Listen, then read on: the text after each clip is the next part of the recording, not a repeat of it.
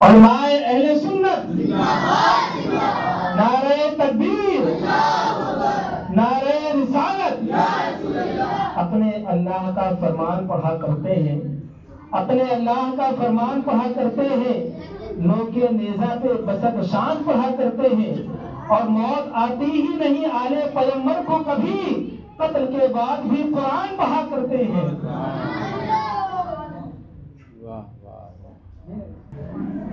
السلام علیکم ورحمۃ اللہ وبرکاتہ۔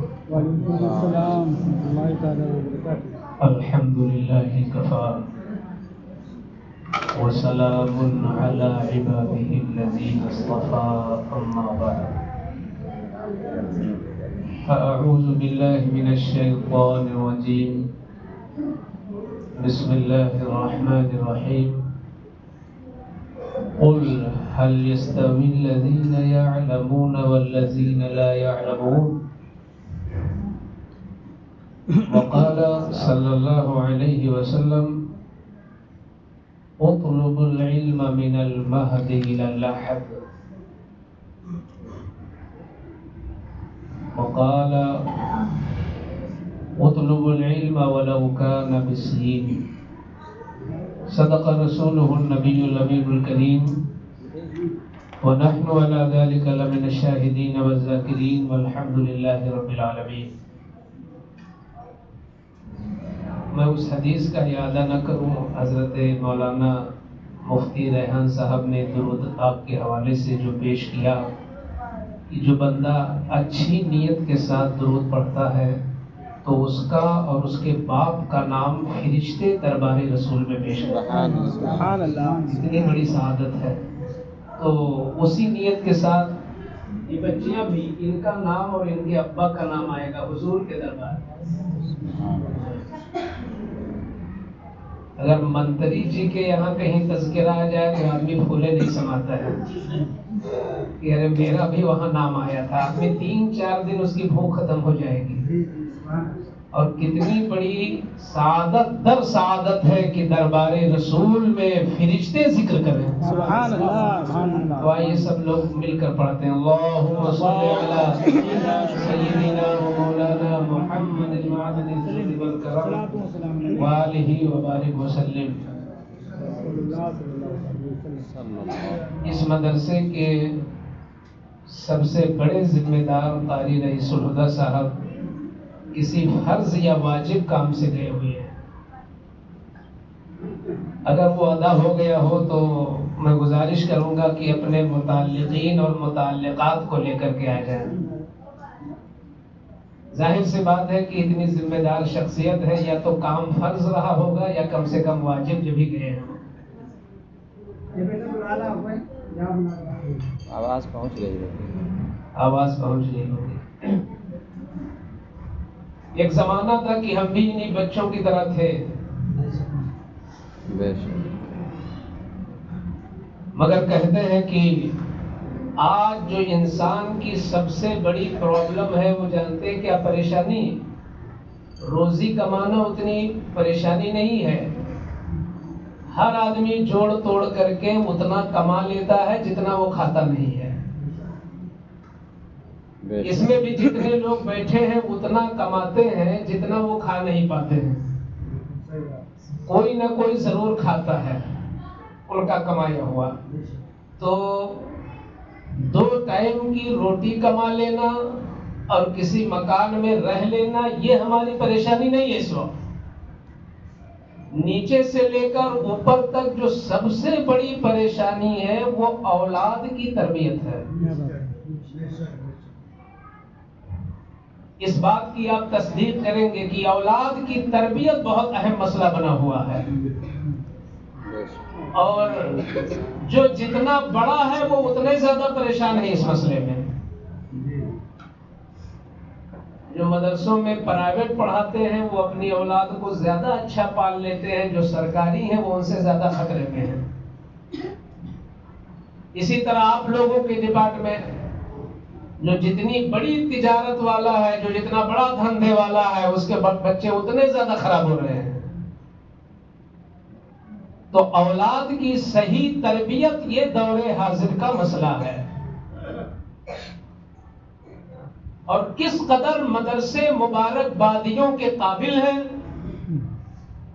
اور مکتب ہو یا مدرسہ یا دارالعلوم یا جامعہ، چھوٹا مدرسہ یا بڑا مدرسہ، ہر مدرسہ مسلمان کے لیے کتنی بڑی نعمت ہے کہ ایک مسلمان کا جو سب سے اہم مسئلہ ہے مدرسے اسی کو حل کرتے ہیں۔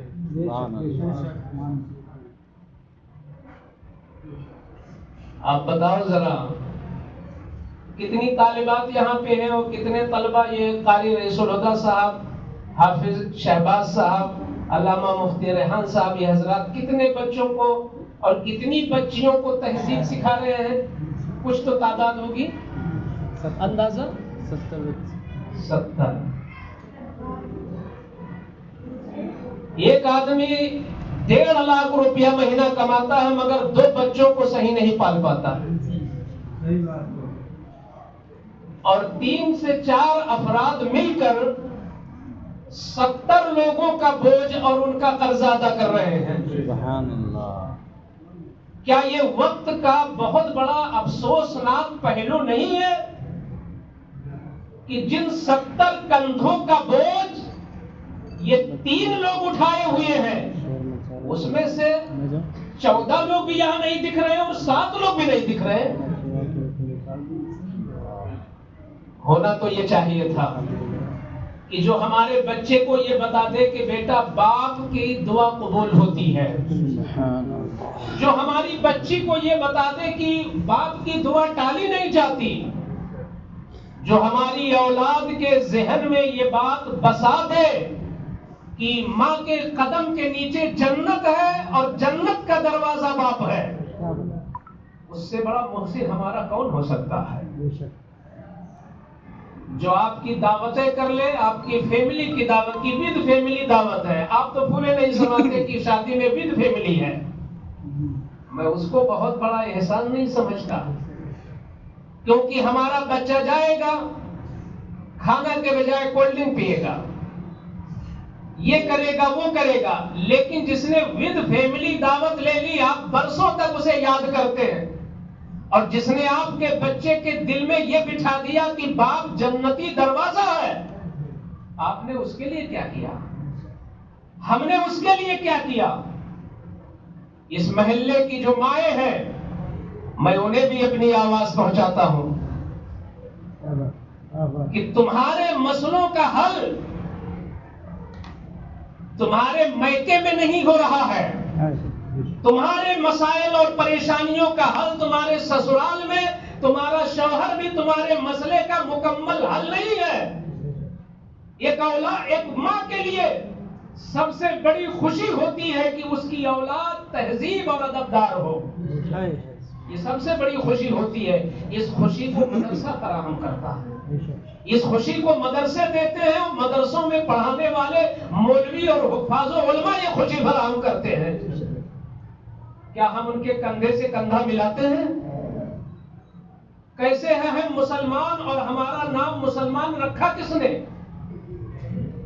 اگر دنیا کا کوئی انسان رکھا ہوتا تو ہم جا کے وہاں عرضی لگاتے کہ بھائی اپنا فیصلہ واپس لے لو، یہ مسلمان نہیں ہے۔ مسلمان کا معنی ہوتا ہے کہ جو حق بات ہو وہاں سر جھکا دے، مسلمان کا مطلب ہوتا ہے کہ اچھی بات کو بلا چوچرا تسلیم کر لے، مسلمان کا مطلب ہوتا ہے کہ ہر نیک کام میں پیش پیش رہے، ہر اچھی چیز میں آگے آگے کھڑا رہے۔ یہ نام ہے، یہ کام ہے مسلمان کا، اور یہ نام اللہ نے رکھا۔ وَسَمَّاكُمُ الْمُسْلِمِينَ، اللہ نے تمہارا نام مسلمان رکھا۔ کم سے کم اللہ کے نام رکھے ہوئے کی تو لاج رکھو۔ یہ بچے ہمارے مستقبل ہیں۔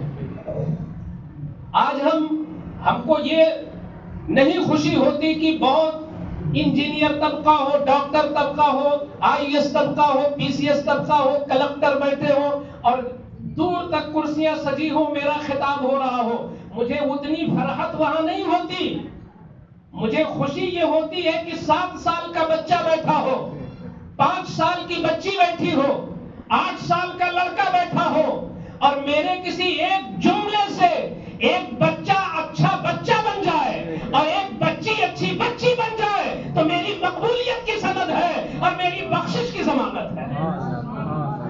یہ ہمارے فیوچر ہیں, یہ ہمارے مستقبل ہیں.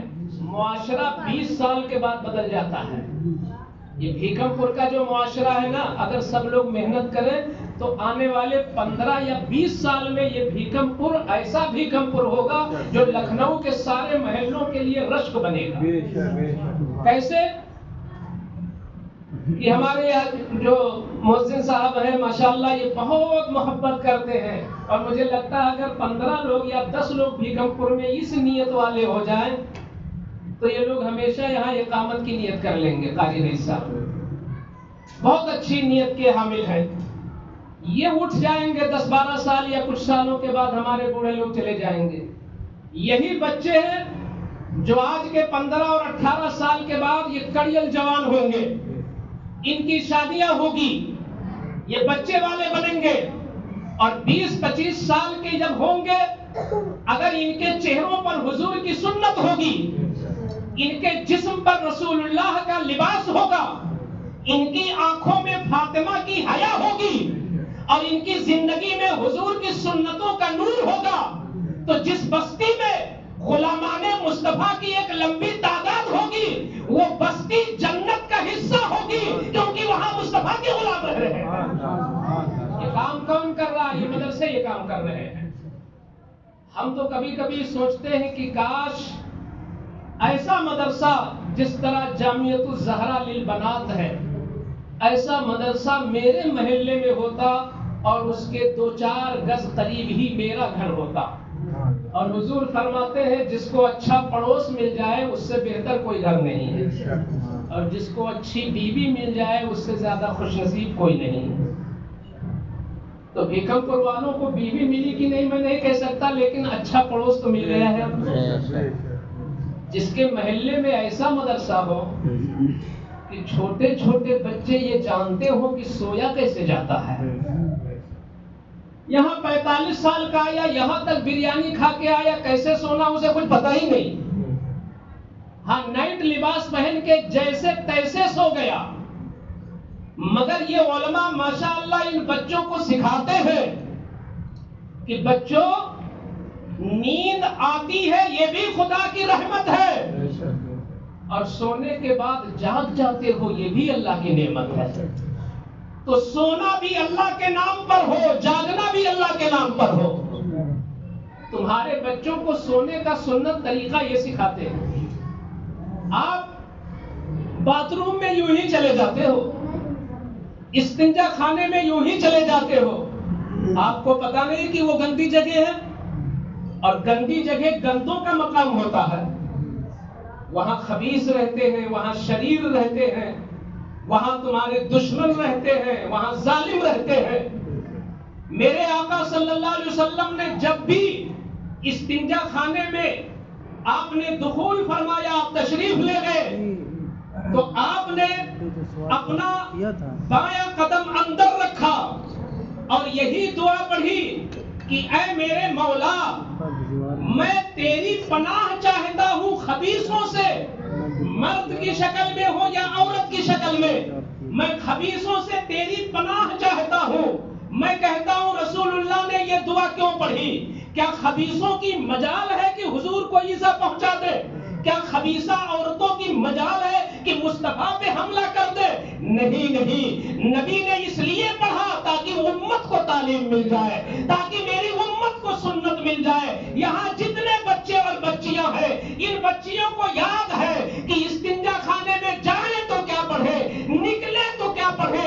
یہ عمل تمہیں ڈاکٹر نہیں بتاتا, یہ عمل کوئی مالدار نہیں سکھاتا, یہ عمل حکومت نہیں سکھاتی. اللہ کا شکر ہے علماء سکھاتے ہیں, حفاظ سکھاتے ہیں. تو جو اتنا بڑا کام کرتے ہیں وہ اس لائق ہے کہ صرف ہاتھ نہ چوما جائے, خدا توفیق دے تو ان کے قدموں کو بھی چوما جائے. نعرہ تکبیر, نعرہ رسالت, نعرہ رسالت, علماء اہل سنت, علماء اہل سنت, عید میلاد النبی, شکے اعلیٰ حضرت, نعرہ تکبیر, نعرہ رسالت.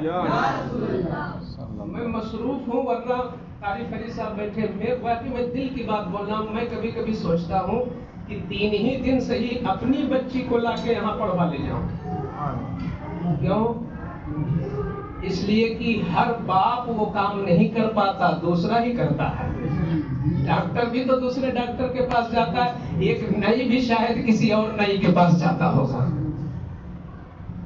تو ایسا مدرسہ اللہ نے دیا ہے جہاں تمہارے بچوں کو واقعی بچہ بنایا جاتا ہے، حضور کا بچپن انہیں سکھایا جاتا ہے. ان بچوں نے آج جو مظاہرے کیے، جو تعلیمی مظاہرہ کیا، دیکھا آپ نے، یہ کوئی بدعت کا عمل نہیں، یہ عین حضور کی سنت ہے. میرے آقا ایک دن مسجد نبوی میں آ رہے تھے، اسے سامنے سے دروازہ تھا. سن رہے نا، ہم سے جڑے رہے تھوڑی دیر. مسجد نبوی کا ایسے ہی دروازہ تھا. حضور صلی اللہ علیہ وسلم باہر سے آئے اندر. 2 گروپ تھے مسجد کے اندر، ایک گروپ اس کونے میں، ایک گروپ اس کونے میں، جیسے ادھر بچیاں ادھر بچے ہیں. اور حضور بیچ سے آئے تو وہ صحابہ کرام جو تھے سب نے ٹکٹکی باندھ کر حضور کو دیکھنا شروع کیا. اب سب چہیتے تھے حضور کے، ان کا اشارہ یہ تھا کہ حضور ہمارے اندر آ جائیے، اور ادھر والوں کا اشارہ یہ تھا حضور ہمارے اندر آ جائے. اب حضور جس میں جائیں گے انہی کا درجہ بلند ہوگا، کیونکہ ساری بلندی تو حضور سے ہے نا. ہم تو کہتے ہیں کعبہ بھی اس لیے کعبہ ہے کہ حضور نے اسے چاہا ہے. حضور نے اسے چاہا ہے. آپ دنیا کی سب سے مشہور دھات لے آؤ، زمرد، یاقوت، سونا، چاندی، کچھ بھی لے آؤ، لیکن کیا اس مٹی کے برابر ہو سکتی جو مٹی حضور کے جسم سے لگی ہے؟ اس مٹی سے نہیں. کیوں؟ اس لیے کہ علماء فرماتے ہیں کہ عرش اعظم بھی اور کعبہ بھی اس کی طرح نہیں ہے، اس مٹی کی طرح جو حضور سے ٹچ ہو گئی ہے. تو ساری بہاریں تو حضور کے دم قدم سے ہیں. تو حضور جب اندر داخل ہوئے تو 2 جماعتیں تھیں صحابہ کی، اور دونوں کا کام بڑا نیک تھا. دونوں کا کام بڑا نیک تھا. ادھر والے نفل پڑھ رہے تھے اور ادھر والے علم حاصل کر رہے تھے. ادھر کیا ہو رہا تھا؟ ادھر دعائیں سکھائی جا رہی تھی، نماز کے واجبات سکھائے جا رہے تھے، فرائض سکھائے جا رہے تھے، وہاں پر علم سکھایا جا رہا تھا، اور ادھر پریکٹیکل طور پر لوگ نفل پڑھ رہے تھے. دونوں جماعتوں نے اپنی آنکھ سے اشارہ کیا، حضور ہم میں، حضور ہم میں، حضور ہم میں. اب حضور کس میں گئے وہ بھیکھم پور والے سن لیں. حضور کس میں گئے؟ ادھر عبادت ہے، ادھر علم ہے. یہ بھی کہہ لو ادھر مسجد والے ہیں، ادھر مدرسے والے ہیں. ادھر نفل والے ہیں، ادھر مسئلہ سکھانے والے ہیں، اور دونوں حضور کو بلانے والے ہیں. حضور نے چلتے چلتے قدم ادھر بڑھایا، رخ ادھر کیا، اور کہا اے صحابیوں تم بھی نیک کام کر رہے ہو، وہ بھی نیک کام کر رہے ہیں، مگر وہ زیادہ نیک کام کر رہے ہیں کیونکہ تم نفل پڑھ کے صرف اپنی آخرت بنا رہے ہو، اور وہ علم سیکھ کر کے عالم کو سدھارنے کی بات کر رہے ہیں. تو ایک عالم کے علاج کر لیتا ہے. یہی وجہ ہے کہ جس بستی کے قبرستان کے بغل سے علماء حفاظ کا گزر ہو جائے، کئی دن تک مردوں کا عذاب ہلکا ہو جاتا ہے. اسی لیے اللہ نے قرآن پاک میں فرمایا تعاونوا علی البر والتقوی، نیک کام میں ایک دوسرے کا تعاون کرو. جو بچے کے سرپرستان والد اور بھائی لوگ یہاں موجود ہیں، اور جو بچے اتنے باشعور ہیں کہ ان کے ابا نہیں آئے یا ان کی اماں نہیں آئی، وہ ہماری بات پہنچا دیں، وہ ہماری بات پہنچا دیں. اس وقت سب سے بڑا فرض جو ہے ایک مسلمان پر، سب سے بڑا فرض ہے، اور دینی اعتبار سے اس کے اوپر جو سب سے بڑا قرض ہے وہ کیا ہے؟ علم کو آگے بڑھانا. علم کو آگے بڑھانا یہ وقت کی اتنی بڑی ضرورت ہے کہ شاید اس سے بڑی کوئی ضرورت نہیں ہے.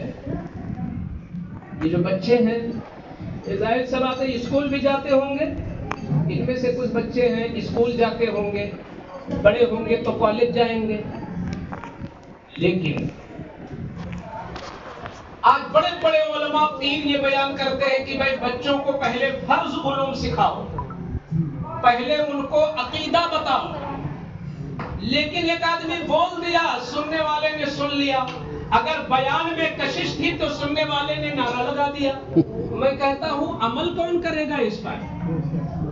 فرض علوم بچوں کو پہلے سکھاؤ، کمپیوٹر بعد میں سکھاؤ، انجینئر بعد میں بناؤ، ڈاکٹر بعد میں بناؤ، کلکٹر بعد میں بناؤ، نیتا بعد میں بناؤ۔ فرض علوم پہلے سکھا کر غلام مصطفیٰ پہلے بناؤ۔ یہ سب کا نعرہ ہے، لیکن عملی طور پر یہ کام کون کر رہا ہے؟ کون کر رہا ہے؟ ہم جن بچوں کو پڑھا رہے ہیں ہم تو بہت اونچا کلاس پڑھا رہے ہیں، یہ جو بنیادی کام ہے۔ اچھا یہ بتاؤ، جب مکان تیار ہو جاتا ہے تو کسی کو لاتے ہو دکھانے کے لیے کہ ہاں مکان تیار ہے، لیکن جس مکان کی پہلی اینٹ رکھنی ہوتی ہے تو کسی عظیم ہستی کو بلاتے ہیں کہ بنیاد رکھ دو، پہلی اینٹ رکھ دو۔ گویا کہ مکان کی پہلی اینٹ بہت اہمیت والی ہے، کسی بھی مکان کی پہلی اینٹ بہت اہمیت والی ہے کہ اس ایک اینٹ کو رکھانے کے لیے ہم بریلی سے پیر بلاتے ہیں، ہم مسولی سے پیر بلاتے ہیں، ہم یہاں سے عالم بلاتے ہیں۔ گویا پہلی اینٹ عزت والی اینٹ ہے، پہلی اینٹ اہمیت والی اینٹ ہے۔ بلا تشبیہ یہ جو چھوٹے چھوٹے بچے ہیں جو سونے کی دعائیں سیکھ رہے ہیں، جو پانچوں کلمہ سیکھ رہے ہیں، جو ماں باپ کا ادب سیکھ رہے ہیں، جو وضو کا طریقہ سیکھ رہے ہیں، جو غسل کا طریقہ سیکھ رہے ہیں، جو نماز کے فرائض سیکھ رہے ہیں، یہ پہلی اینٹ رکھ رہے ہیں، اور پہلی اینٹ رکھنے والا عزت کا مستحق ہوتا ہے۔ اے بھیکم پور کے سنیوں، اگر تم نے اپنے محسن کی عزت نہیں کیا تو خدا کے رسول فرماتے ہیں جو لوگوں کا شکر نہیں ادا کرتا وہ اللہ کا بھی شکر نہیں ادا کرتا۔ کتنے لوگ ہیں جو ملاقات کرنے آتے ہیں ان حافظوں سے جو 70 کندھوں کا بوجھ اتارتے ہیں؟ مجھے تو یہ بات کہنے میں کوئی ڈر نہیں لگتا کہ آج جو حالات ہیں ملک کے یا مسلمانوں کے، اس کا ذمہ دار کون؟ ایک سوال ہے۔ ملک کے جو حالات ہیں اس وقت اور مسلمانوں کے جو حالات ہیں پوری دنیا میں کہہ لیجئے اور خاص کر ہندوستان میں، اس کا ذمہ دار کون ہے؟ اگر یہ سوال بھیکم پور کی مسجد پہ لکھ دیا جائے اور کہا جائے کہ لوگوں آؤ نیچے اپنا اپنا جواب لکھ کے جاؤ کہ ان برے حالات کا ذمہ دار کون ہے، تو مجھے لگتا ہے کہ طرح طرح کے جواب آئیں گے۔ کوئی حکومت کو ذمہ دار ٹھہرائے گا، کوئی نیتاؤں کو ٹھہرائے گا، کوئی بڑے بڑے علاقائی عالموں کو ٹھہرائے گا، کوئی پیروں کو ٹھہرائے گا، طرح طرح کی ذہنیت ہے، لوگ ٹھہرائیں گے۔ لیکن آؤ اللہ کے قرآن سے پوچھتے ہیں، اللہ کا قرآن تو بتا ان برے حالات کا ذمہ دار کون ہے؟ ان برے حالات کا ذمہ دار کون ہے؟ تو قرآن نے 2 لفظوں میں فیصلہ کر دیا، وَمَا أَصَابَكُم مِّن مُّصِيبَةٍ فَبِمَا كَسَبَتْ أَيْدِيكُمْ، جو بھی تمہیں تکلیفیں پریشانیاں پہنچتی ہیں یہ تمہارے ہی ہاتھ کا کرتوت ہے، یہ تمہارے ہی عمل کا نتیجہ ہے۔ ظاہر سی بات ہے کہ اگر پشپک ٹرین سے ہم ٹکٹ کٹائے اور ہم یہاں سے نہ بیٹھے کانپور سے بیٹھے، کانپور میں بھی نہ بیٹھے جا کے اورائی میں بیٹھے اور اپنا بورڈنگ بھی نہ کرائیں اور ڈائریکٹ ہم چاہیں کہ ٹکٹ تو میرا ہے ہی ہے، ہم جگہ کالپی میں بیٹھ لیں گے، وہاں بھی پشپک رکتی ہے تو میری سیٹ شاید بک جائے گی۔ کیوں کاری بھائی؟ اس وقت تک سیٹ بک جائے گی اور ٹی ٹی ہماری سیٹ کو بیچ لے گا۔ ہم نے 3000 روپیہ میں ٹکٹ کٹایا 2 کلاس کا، لیکن ہم اپنے وقت پر اپنی سیٹ پہ نہیں پہنچے تو میری سیٹ کوئی لے کے چلا گیا۔ بس یہی حال ہے، جب مدرسوں کی قدر مسلمانوں نے نہیں کیا، جب مسجدوں کی عزت مسلمانوں نے نہیں کیا، تو ظاہر سی بات ہے جو چیز خالی رہتی ہے نظر بری اٹھی جاتی ہے. کاش کی ہم شروع سے لے کر آزادی کے بعد سے لے کر آج تک مسلمان مدرسے کو مدرسہ سمجھتا اور مدرسے کو چلانے والے امانت دار ہوتے اور مدرسوں میں خدمت کرنے والے حضور کے واقعی سچے غلام ہوتے اور رسول اللہ کے مشن کا ان کے اندر جذبہ ہوتا.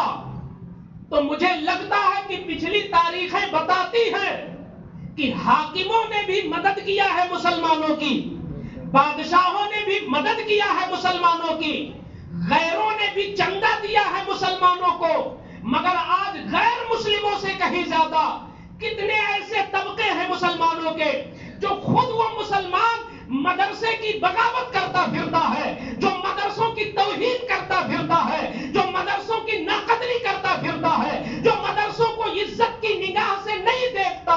میں نے کہا نادان تو کیسا مسلمان ہے؟ اگر کسی ناک پہ مکھی بیٹھ جائے تو ناک نہیں کاٹی جاتی, مکھی بٹھائی جاتی ہے, مکھی بھگائی جاتی ہے, کسی کی ناک نہیں کاٹی جاتی. اگر کسی مدرسے میں فرد واحد نے خیانت کیا تو ذمہ دار وہ فرد ہے, مدرسے کو بری نیت سے دیکھنے کا ادھیکار نہیں ہے. مدرسہ رسول اللہ کا گھر ہے. اپنی عزت کی نگاہ ڈالو اور یہ دیکھو اس کی اینٹ اینٹ رسول اللہ کے گھر کی ہے اور یہ میرے آقا کا مسکن ہے, یہ میرے آقا کا گھر ہے رسول اللہ.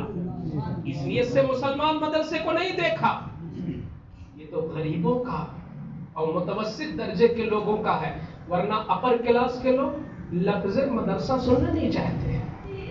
جب تم نے سننا نہیں چاہا تو مدرسے میں تالے لگے, جب تم نے پڑھنا نہیں چاہا تو مدرسے میں تالے لگے, جب تم نے وہاں تعاون کرنا نہیں چاہا تو مدرسے میں تعاون لگے. کس قدر ہے لوگ, میں نے خود اپنی آنکھوں سے اپنے وارثیہ میں دیکھا. ماں کے 40ویں میں حکم پور سے فون جائے گا, حضرت 25 بچے چاہیے. اچھا ٹھیک ہے. تیجا میں 15 بچے چاہیے. شادی کے بارات میں نہیں کوئی ایک بھی کوئی نہیں چاہیے. ولیمہ میں نہیں کوئی نہیں چاہیے. نہیں کھپے گا, عالم نہیں کھپے گا, اس میں عالم نہیں چلے گا, اس میں حافظ کی کوئی ضرورت نہیں. اس میں کوئی دوسری قوم آئے گی, اس میں وہ قوم آئے گی جس کے چہرے سے پتہ ہی نہ چلے کہ یہ کون ہے. اس میں وہ قوم آئے گی. تم نے خود نہ قدری کیا مدرسوں کی. اور جان لو وہ صدقہ جو تم خود نہ پسند کرو اس کو صدقہ کرو تو پکڑے جاؤ گے. قبول ہونا تو دور بات ہے, فرشتے ماریں گے قیامت میں. ہم نے کئی بار اپنے دارالعلوم میں دیکھا کہ صبح کے وقت ایک ڈیگ بریانی آئی اور کوئی شیر میال آئے اور گوشت آیا. کیوں؟ اس لیے کہ کچھ بدبو آنے لگی تھی, اب قابل استعمال نہیں رہا تو یاد آیا اب تو مدرسوں کے بچوں کو دے دیا جائے. یہ صدقہ کر رہا ہے مسلمان مدرسوں کو. یہ مہمان مصطفیٰ کی عزت یہی ہوتی ہے. ارے کیا خوش نصیبی تھی کہ تیرے ولیمے میں حضور کے مہمان پہنچ جاتے ہیں. کیا خوش نصیبی تھی کہ تیری منگنی میں حافظ قرآن شریک رہتے. کتنی بڑی سعادت تھی کہ تیری بارات میں مصطفیٰ کی نعت پڑھنے والوں کی ٹیم ہوتی. مگر ہم نے کسی زاویے سے مدرسے کو مدرسہ نہیں سمجھا. آج حالات کیا ہیں. لیکن آج بھی توبہ کا دروازہ کھلا ہے. توبہ کا دروازہ کھلا. اگر جتنا ہمارے بس میں ہے, حالات ہمیشہ الٹتے پلٹتے رہے ہیں. یہ دین نہ ختم ہوا ہے نہ ہوگا. حضرت اسرافیل جب سور پھونکیں گے, قیامت جب آئے گی, اس وقت تک اسلام رہے گا. اسلام تیری نبض نہ ڈوبے گی حشر تک. تیری رگوں میں خون ہے رواں 4 یار کا. یہ کوئی ہم جیسے ٹوٹے پھٹے مسلمانوں کا سجایا ہوا چمن اسلام نہیں ہے. یہ صدیق اکبر کا چمن ہے. یہ فاروق اعظم نے ابیاری کی ہے.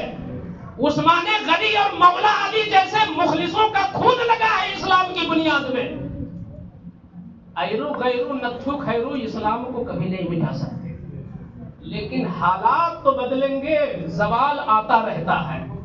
ہمیں یہ چاہیے کہ جب کڑے حالات آ جائیں تو ہم اپنا جذبہ کڑا کریں، اور آپ جان لو کہ مدد اللہ کی طرف سے ہوتی ہے، ہمت بندہ مدد خدا۔ بندہ ہمت کرے خدا کی مدد آتی ہے۔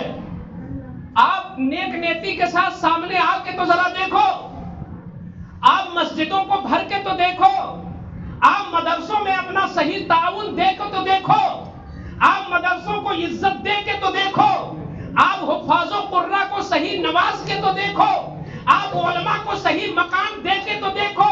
انشاءاللہ 10 سال اس وقت گزریں گے جب آپ کو لگے گا کہ چاروں طرف اسلام ہی اسلام ہے اور ہر طرف مسلمان ہی مسلمان ہے۔ سبحان اللہ۔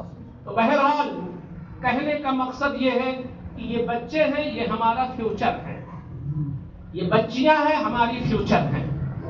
ہم اس مدرسے کو قدر کی نگاہ سے دیکھیں اور بدزنی اور بدگمانی سے بچیں۔ یہ نہ دیکھیں کہ شاید حافظ شہباز صاحب کو کہیں اگل بغل سے مل جاتا ہوگا، رکھ لیتے ہوں گے۔ ارے سوچ ذرا سیدھی رکھو، یہ دیکھو نا، جس ہم اپنے بچے کو جو نہیں بتا سکے وہ حافظ شہباز نے بتا دیا۔ ہم اس زاویے سے صرف دیکھیں۔ ہم تو ان کے لیے کارنر کی دکان تو لے دیے، مگر قرآن کا ناظرہ ہم نہیں سکھا پائے۔ ہم ان کو نماز کا فرض نہیں بتا سکے، حتیٰ کہ غسل کا طریقہ نہیں بتا سکے۔ پورے لکھنؤ میں کتنے مسلمان ہیں جنہوں نے اپنی بچی کو نہانے کا طریقہ سکھایا ہو، اور کتنے شوہر ہیں جنہوں نے اپنی بیویوں کو نہانے کا طریقہ سکھایا۔ بیویوں کے لیے اتنا کماتے ہو جتنا نذرانہ ملتا ہے ہم لوگ لے جا کے پورا دے دیتے ہیں، لیکن غسل کا طریقہ نہیں سکھا پاتے۔ یہ مدرسے کام کرتے ہیں جو آپ خود نہیں کر پاتے۔ اس لیے مدرسوں سے سچی محبت کرو، اور جو لوگ پڑھاتے ہیں، مکتب پڑھاتے ہیں، قرآن صحیح کراتے ہیں، اردو سکھاتے ہیں، یہ ہمارے لیے بہت بڑے شکر اور قدر اور عزت کے وہ حقدار ہیں۔ ان سے محبت کریں۔ حضور فرماتے ہیں من لم یشکر الناس لم یشکر اللہ، جو لوگوں کا شکر نہیں ادا کرتا ہے وہ اللہ کا بھی شکر نہیں ادا کرتا۔ اللہ چاہتا ہے کہ پہلے تم آپس میں ایک دوسرے کا شکر ادا کرو، تو ہم تو اس کو ناشکری ہی مانیں گے۔ آج ہونا یہ چاہیے تھا کہ اتنے بچوں کو انعام دیا گیا۔ سونا تو روزانہ ہوتا ہے، اور کون ہے جو 12 بجے سے پہلے شہر میں سوتا ہے؟ 11:30 بجے سے پہلے کوئی نہیں سوتا، لیکن لوگ نہیں آئے۔ تو اس کے بعد کے لیے میں اعلان کرتا ہوں کہ جب کبھی آپ کے بچوں کی محفل ہو تو آپ ان اسکولوں میں تو چلے جاتے ہو جہاں فیس بھی بھاری دیتے ہو، اور اتنا موٹا بستہ لگا کے تمہارے بچوں کی پیٹھ بھی موڑ دیتے ہیں، اور ان بچوں کو یہ بھی پتہ، وہ یہ جانتے ہیں امبیڈکر کب پیدا ہوئے، وہ یہ جانتے ہیں کہ گاندھی جی کب پیدا ہوئے، مگر یہ نہیں جان پاتے رسول اللہ کب پیدا ہوئے۔ یہ مدرسوں کی دین ہے کہ ان کو بتایا جاتا ہے حضور تشریف لائے۔ تو ایسے مدرسوں میں آنا چاہیے۔ تقسیم انعامات ہوا باپ نہیں ہے، تقسیم انعامات ہوا ماں نہیں ہے، یہ غلط بات ہے۔ ہمیں آنا چاہیے، حوصلہ افزائی کرنا چاہیے، اور ان 3 مدرسوں نے یا 4 مدرسوں نے اگر اتنی بچیوں اور بچوں کو انعام دیا ہے تو محلہ بھیکم پور کے لوگوں تم نے ان کو کیا انعام دیا ہے؟ واہ واہ واہ۔ میں تم سے پوچھنا چاہتا ہوں تم نے ان کو کیا دیا ہے؟ نہ آ کر کے ان کا دل ضرور توڑا ہے۔ کاش کی آتے 10 روپیہ ہی دے دیتے محبت سے۔ ہر بچے کا باپ اور ہر بچے کی ماں 10 روپیے کا شمار، فقیر بھی پھینک دیتا ہے 10 روپیہ۔ بمبئی کے فقیروں کا دماغ بہت اونچے پر ہے، 10 روپیہ دو گے تو مارنے دوڑیں گے۔ تو 10 روپیہ فقیر بھی جلدی نہیں لیتا، زمانہ وہاں پہنچ چکا ہے۔ آپ 10 روپیہ اپنے اس محسن کو نہیں دیتے جس نے تمہارے بچے کو اتنا بڑا ادب سکھایا کہ نماز کیسے پڑھی جائے۔ ہمیں تو فخر ہے اس محلے پر کہ اللہ کا شکر ہے اللہ تعالیٰ نے حضور کا یہاں پر ادارہ دیا ہے۔ اہل محلہ خوش نصیب ہیں، اگر وہ اپنی خوش نصیبی نہ سمجھے تو وہ جانے۔ بہرحال یہ علماء، یہ حفاظ جنہوں نے اتنی جافشانی کے بعد پڑھایا بھی اور انعام دے کر ان کا حوصلہ بڑھایا بھی. اب ہماری ذمہ داری ہے کہ ہم ان کے لیے کیا کریں گے، یہ وقت بتائے گا. وما علینا الا البلاغ. السلام علیکم. بسم اللہ الرحمن الرحیم.